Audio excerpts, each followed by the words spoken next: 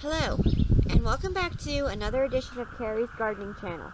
Today is June the 13th, 2018, and I wanted to show you my Statice that started blooming. You can see the plant here.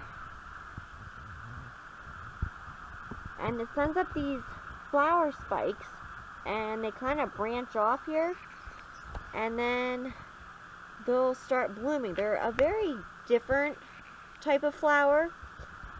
They add like an airy kind of feel to your garden or to like your containers.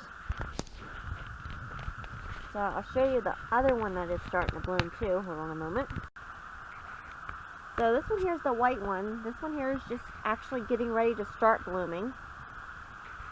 And it has, you can see this one here, it has the bloom spike sent up, but it didn't even start to show the coloring yet on it. I have a lot that are like that right now. So I just want to give you the quick update on my Statice plants.